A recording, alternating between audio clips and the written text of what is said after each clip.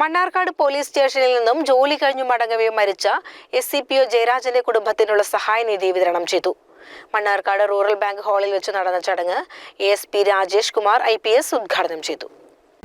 Welcome to the police. Okay, you will enjoy the service a lot. I recently started enjoying it, and I had no regrets in coming to police either or coming to Kerala either. I am enjoying the culture of Kerala, the police culture especially. And compared to other states, my own state Punjab, the police is very brutal. Okay, police is very brutal. They always carry the lathi. Our IPS always carry the pistol with them. But here, not such culture.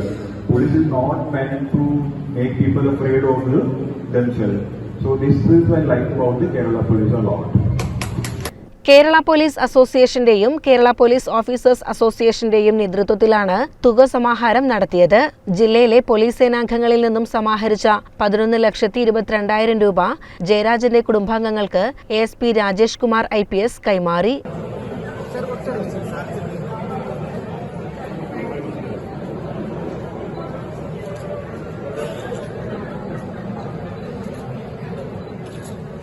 ചടങ്ങിൽ Kerala police officers association ജില്ലാ president P. Kumaran അധ്യക്ഷനായി. Mannarkkad DYSP TS Sinoj, MTO SI John J. Chovvallur, KPOA ജില്ലാ secretary P. Manikandan, KPA ജില്ലാ president Sunil, KPOA സംസ്ഥാന നിർവാഹക സമിതി അംഗം Jayan, Palakkad police society president M. Sivakumar, Mannarkkad നഗരസഭാംഗം മുഹമ്മദ് ഇബ്രാഹിം എന്നിവർ സംസാരിച്ചു.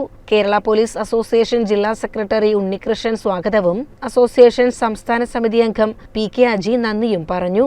CCN മണ്ണാർക്കാട്.